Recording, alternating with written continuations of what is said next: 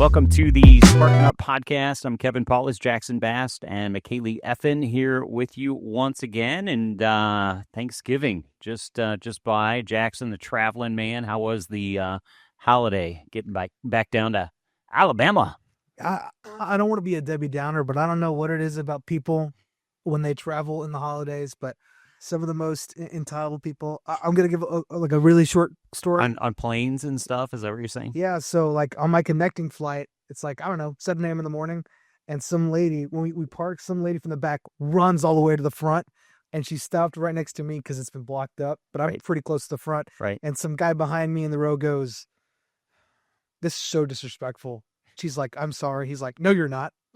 And I'm like, okay, it's a little early for this. Right, ready to throw down in the aisle of the airplane. So, McKaylee, did you have to travel or stay local? Yeah, I stayed local. Most of my family's from here, so we just had Thanksgiving at my husband's family side on Thursday, and then my family side on Saturday. Awesome. What about you, Kevin? Yeah, my family, I have brothers and sisters. I'm the eighth of 9 kids, and we're spread out, many of us across the country.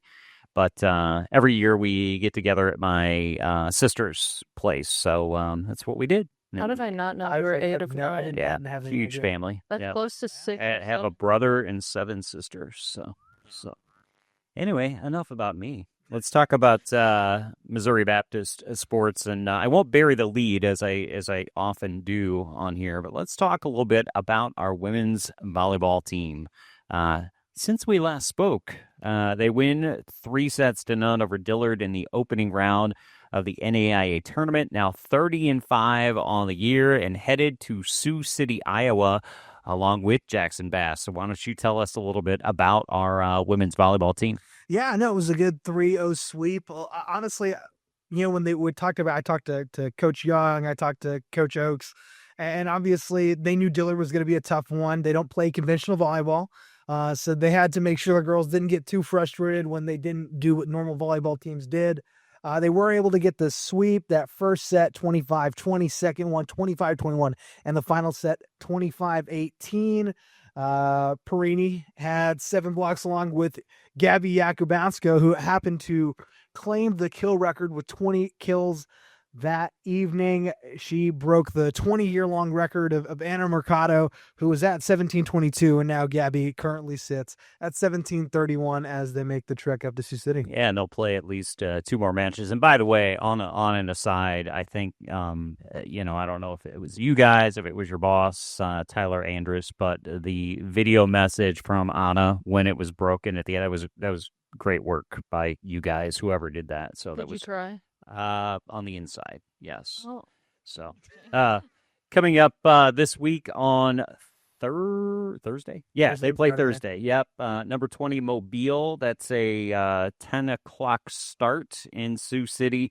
And then on Friday, another interesting one, that pod play, obviously. They take on number 5, Corbin, and that's at 9 o'clock on Friday morning. And you're thinking, oh, number 5. We beat them once. 3-2 when they came here for one of our invitationals or whatever. So maybe go in with a little bit of confidence there. Both teams probably have improved a lot over the years or throughout the year anyway. So it should be an interesting trip to Sioux City. I'm excited. I'm going to make the trek with Boss Man here in a couple, I guess a day, hopefully. Yeah, if he decides to get on the road. Yeah, that's the story for another podcast. No, but I had a great time when we went last year. Even as the 24, we went up there and we competed. We took down Montana Tech to get us kind of in the top 20 in the postseason rankings. So you could never count yourself out. Volleyball is just like every other sport. They put on their bootstraps the same way. Do they wear boots? They wear boots. Okay, we'll go with boots. It's been a long time since it seems like a long time. It's been 2 weeks. We didn't do a podcast last week. So we have a lot to catch up on, especially with men's and women's basketball. McKaylee, let's start on the women's side, actually, first. They're now 2-5 on the year. They're 2-2 in the Heart of America Conference. Losses since we last spoke against Culver Stockton and Grandview, but they're coming off a win over William Woods 61-51 last week here at home. Yeah, I mean, there's a few players that have been key components overall. I mean, Riley Jansen is averaging, I believe, 16 points per game, so that's pretty big for Mobap for sure. Mari, she was able to get 15 points against Culver, so that was sort of a very close matchup in the beginning there, but then sort of trailed off at the end. Same with Grandview, except they were just pushing the pace, like pushing Pete, if you know what that means, Kevin. Sure. Have you heard of that? No. That's all But right. keep going. But yeah, that William Woods matchup, that one was also tight, but we were able to take the lead on that at the end there. Paula Puzelle, she was able to get Jamal's 8 points. Riley Jansen again scoring 11, and then Eva Parks with another 11, which she's been killing it in the field there. So she's same with the jump shots with Preston Fortner. She sort of reminds me of Preston.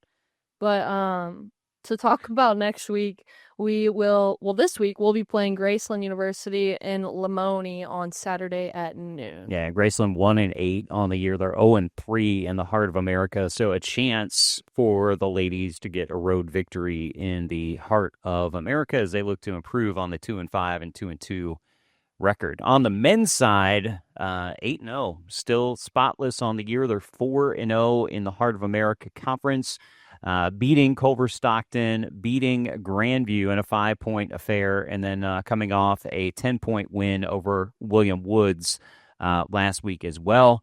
8-0 and just rolling along. Yeah, I mean, we'll be talking with Preston Fortner from the men's basketball team here in a moment, but something that I was thinking about when I was taking notes on how last week went was it is crazy the amount of people that have an absurd amount of points. Like, they are literally so diverse in scoring, and that's so cool to me because it's like for lacrosse, there's, only a certain amount of people. For even on the women's side, Riley Jansen's sort of getting up there compared to the others. So I think that's really cool for them. I mean, Preston Fortner, Marquise Lewis, Tristan Wiggins, Javaris Moy, they're all getting in the double digits almost every game. That's what they call deep. There's a lot of players that Taylor Jarvis can roll out there, and there's not a lot of fall off from one to the next. They're kind of insulated a little bit against foul trouble, as a matter of fact, and so they can play multiple different styles. So it's looking really good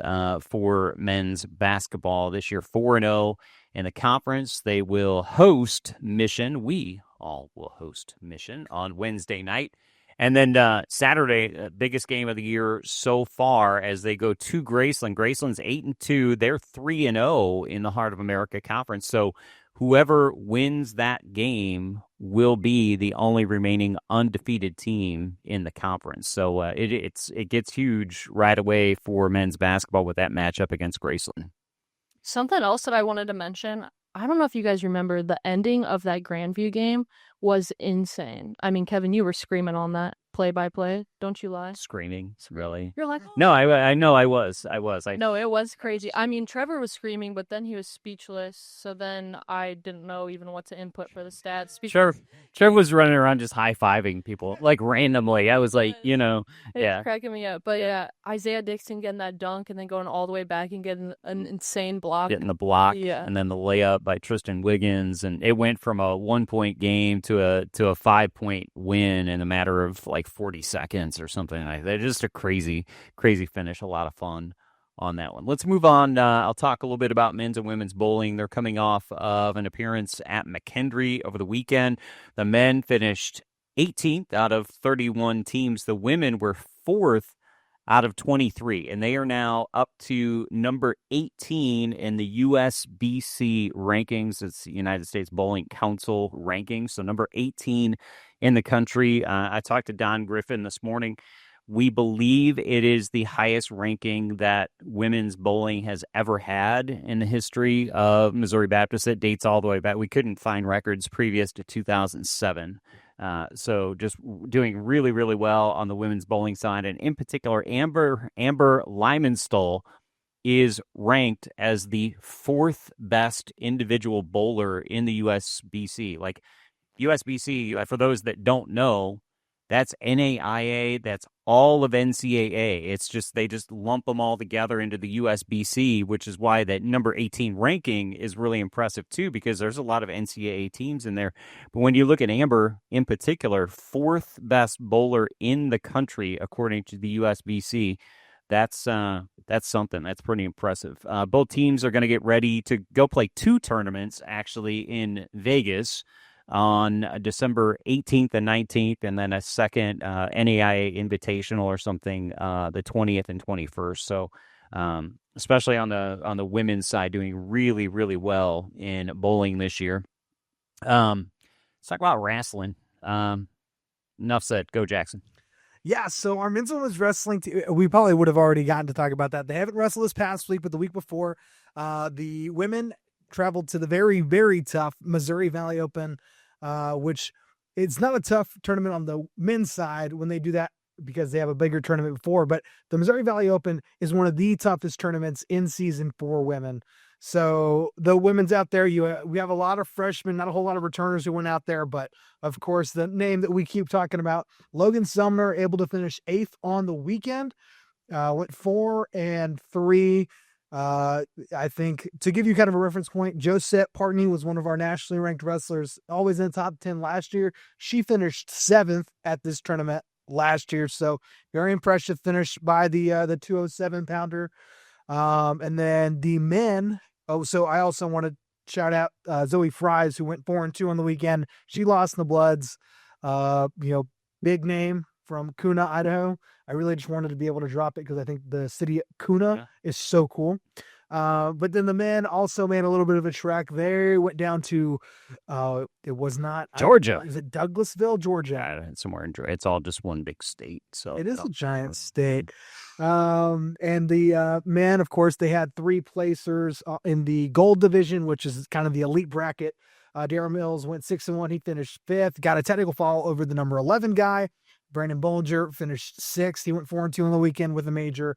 Gino Cardenas went up a weight. He finished 7th. Went 3-2. Had 2 bonus point victories. And then, of course, I'm going to kind of don him this because of a media day picture. But Marcel Mighty Mouse Gordon, finished 7th in the silver division. He went 5-2. So men's wrestling, they went down. They probably didn't have quite the tournament they wanted completely, but they had some big wins for sure. And if I'm not mistaken, Daryl Mills was also the Heart of America Wrestler of the Week last week as well. Am I correct? Because we missed last week, and we got to get that out there. That is true. He did first time in program history for the Heart of America, obviously. That's pretty awesome. So finally, since we did have last week off, women's cross country, Isabella Aminetti finishes 39th in the country. And that ain't bad because that is all-American status as far as women's cross country is concerned. Very promising start to her collegiate career for Isabella Aminetti. So, which, if you didn't know, she's a freshman. So that is pretty impressive.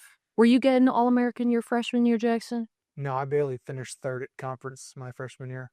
See, and she's just... You just made him sad. Did you hear that? Like in his mind, I finished 3rd. That happens also. Anytime I talk to him, it makes me sad. Real downer.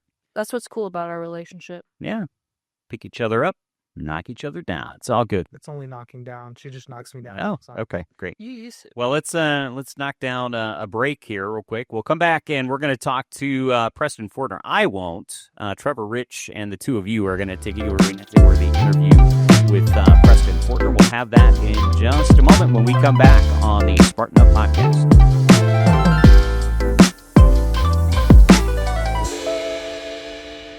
Well, welcome back to the MBU Podcast. I am here with men's basketball MBU standout, Preston Fortner. Preston, thank you for joining us today. Thanks for having me. So, Preston, I'm going to start you off with something a little easy. I heard that you are quite a big fan of some Marvel movies. Is that true? Yes, that is true. All right, so if you could be any of the Marvel superheroes, you get their powers or whatever, what are you picking and why? It's going to sound weird, but I'd pick Daredevil as my favorite, even though he's blind. But he can hear, smell, and taste, and he can pretty much see better than 90% of everybody else, even though he's blind. I mean, okay, so he's a lawyer, right? Yeah, so Is that any kind of reason you would also pick him? Because he's pretty like sharp tongue. Like that guy is quick. Yeah, he is, but I wouldn't be. No, you wouldn't say that. All right, who's like a second? One more. I'm gonna get one more. Like Deadpool and Wolverine. Okay. Those would be my other two. All right. That's awesome. I know they say when you lose a sense, it makes your other senses stronger, right? So that makes sense for him. So that's funny. Well, Preston, let's talk hoops. You guys are 8-0. You have the best start for MBU men's basketball since the 2018-19 season. Can you just talk about the hot start you guys have been off to this year? It's been good. We've been really trying to just build, especially defensively, offensively, especially off last year. Last year really wasn't the best year. So we really wanted to come back and be better, especially me and Austin, because we're in tie, because we're the returners. But even the new guys, they kind of knew like we struggled last year and we wanted to come in and make a statement this year. You're averaging 11 points a game. You're the facilitator of the offense. You lead the team with 4 assists a night, which is among the conference leaders as well. Last year, you've pretty much doubled, or from this year to last year, you've doubled your points per game. Pete, talk about like the improvement in your game that you worked on over the summer and what's got you to this point so far in the season. Just work, just being in the gym every day. Like if we ask a lot of my coaches and a lot of my teammates, I'm always in the gym, so I'm always trying to improve. And this summer, I think I really took a step because gaining more experience, being an older guy, I just know a lot more. So I just like know my spots and know what I need to do out there, and I think that's led to my improvement. Yeah, so let's back it up a little bit. You guys, although I would say that you guys had a lot of talent last year, I never felt that you guys got a rhythm. And you talked about kind of the chip on the shoulder of you, Austin and Ty. Like, what has kind of been that mindset? Like, you guys pretty much have an entirely new team aside from you three guys, and kind of talk about the challenges and the good spots of being able to kind of reset and how some of those key pieces have kind of helped you guys this early start. Well, challenges of like being new, it's like we've never played with each other. But I think these guys, like, we're easy to like come together and play with each other because we all know what we got to do. And I think, what was the other question? Yeah, I mean, just kind of like all together, like some of those, key pieces have been kind of big early in the season, right? So our big key pieces, JMO, Keish, Isaiah, Alex, all those guys, they just like fit our culture. So they come in, they know what they have to do. They want to win. Like they're not like selfish. Not saying the last year's team is selfish, but these guys like know like you trying to win. Our goal is to win, so we got to do what it takes to win. So, and that's what has really helped us too. Yeah, and something that I noticed from the William Woods games was you guys, the starting 5, each one of you guys got 2 points right off the bat. Like one of the starters got 2, the next starter got 2, and literally all the way until 5 starters until we hit 10 points, which is so impressive. And as you said, I mean, you guys aren't selfish. And I know a little bit of basketball, but it's so fun to watch you guys because you guys don't play selfishly and you guys you're not making the silly mistakes. So like what has Coach Jarvis sort of driven into your guys' minds that has sort of helped you not be as selfish? Just ball movement and being together. I think this year more off the court, it's helped us, like, because we're always together. Like, a lot of kids, a lot of players live on campus, so they're always together, and we have study all together, so we're always together. And I think that leads to on-court success is, like, we know what each other wants to do, we're able to communicate with each other, and we just like playing together. So, for sure. Yeah, and I mean, being together just anywhere, you obviously want to see each other succeed, especially on the court, because it's getting stats and you're winning, and obviously it's amazing. But yeah. It's a great culture you guys have. I mean, off to an 8-0 start. You can't start much better than that. Preston, your jump shot's been money this year. From the top of the key, McKinley and I stat your games, and every time you shoot from that top of the key spot, it goes in. It feels like every single time. You're shooting 51% from the 4 and 41% from 3. I know you talked about some of your work over the summer, but just how do you see the ball go into the net so often?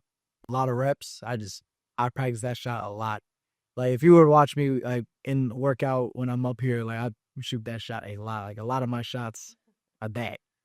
It's like, it's so much. It's like, it's just reps on reps on reps. It's just like, it's natural now. So it's like breathing. Do you feel like that's easier whenever you are defended, or do you ever are you taking those shots in practice without defense, or? Yeah, I do. In the summer, I do with defense. Sometimes I do without. But like, once you if you do something so much, it's just becomes so natural. Like, Yeah. it doesn't matter if defense is in front of you, behind you, side of you. Yeah, You're shooting it like it's no shot. for sure. How easily did you kind of fall into this leadership role this year? Like, you were obviously a leader on the court last year, but I could tell this is your team. Coach Taylor reminded me a lot this because this is my last year. So he reminded me a lot this is your last year, this is your last chance. There's no more. You can come back next year. We can get in the gym again. Nah, this is it. So he was really making a onus on me of you have to lead. And plus these guys are young. Yeah. A lot of these guys are young. You got Tristan off the bench, freshman. They've been telling me you have to mold him up because he's been really good. And he's averaging double figures. Yeah. It's he's been really good. Tyson, same thing. Those guys, the young guys. It's just being a leader to them, telling them what to do, what not to do, and showing them my past experience and say, don't do this or do this. Mm-hmm. So something else I noticed when I watch it is it's easy. It's easy to get real hot, get real angry, get really frustrated in game, but you just do such a good job of calming the court. I don't know if it's something your mama taught you when you were growing up or what, but you have just figured out a way to just make everybody just so chill. That's more my dad. My mom, my dad is chill. My mom, she kind of get crazy. But for me, it's my thing is I let the coach be more of the high head, the guy wants to get everybody in line. Me, I don't want to be out there because if I'm out there screaming as well, it's then everybody's screaming. Next dude's going to scream. Yeah. He's going to scream. Then everybody's screaming. So I just like to keep it we're good. Just move on to the next play. And so Oh, go ahead. I was going to ask about Peanut. What's up with this nickname? So my last coach, Coach Ingram, Preston, his name was Preston. So they were we're not going to call you Preston because you call him Preston. So at first it was just P. Then Coach Taylor just added nut. And I'm no, I never really liked it, but I've done it. It's stuck. Everyone calls It definitely. Peanut now. I mean, yeah, me and Trevor are calling you Peanut from up top. But Peanut jump shot. It's it. yeah, and I know I'm number 3. I'm inputting all the stats. But something that's really funny, actually. So you know how you guys will say D up? Yeah. So whenever the other team is saying that, we'll say Peanut, Peanut. Peanut. And sometimes you're not even on the court, and I'm this is embarrassing. Hopefully nobody hears us, but I just thought that was a fun fact. We love having you, Preston. You're such a great part of this team, and we appreciate you being here. One other question I have for you is this week, 2 more games, Mission Wednesday night, non-conference game, former AMC Bow, and then Saturday at Graceland. First, can you give us your thoughts on the Mission matchup and then the Graceland matchup on Saturday? Right now, for me, this is our motto, 1-0, so I'm really only focused on Mission. So for Mission, this is going to be a tough game.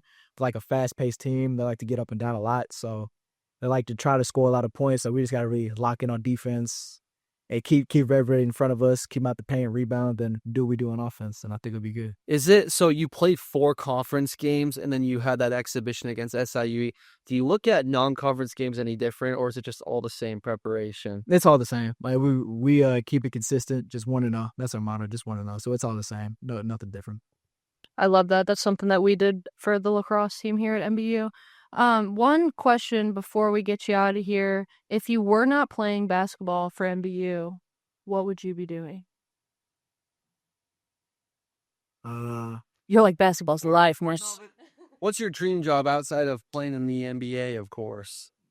Own my own business. I would like to own my own business one day. What kind of business? Sports retail. Oh, kind of what Diggs does. I like to do that. I'll get my sports gear to kids and everybody. Yeah. That's awesome. That's cool. Oh, well, Preston, again, thank you so much for joining us. Hopefully we can get you out of here before the winter weather hits too terribly bad, but thank you so much again. Thanks for having me. Ladies and gentlemen, that was Preston Fortner, and Will and I are going to take a quick break to wrap up the show here on the Spartan Up Podcast.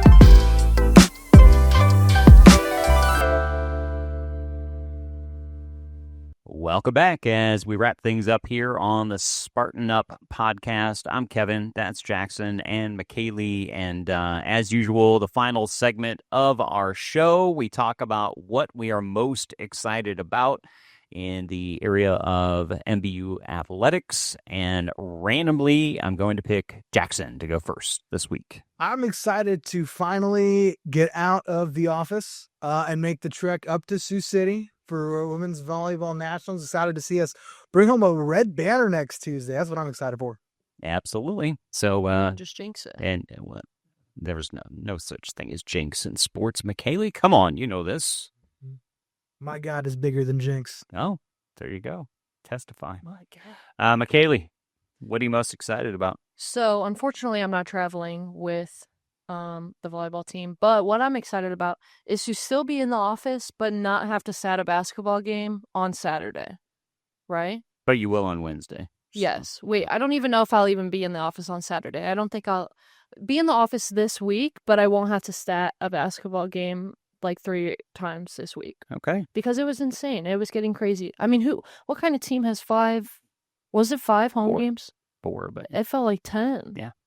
Yeah. Something else that I wanted to mention that we yeah, forgot go about ahead. I earlier. was going to say there's something else. I That, know, yeah. some news. Go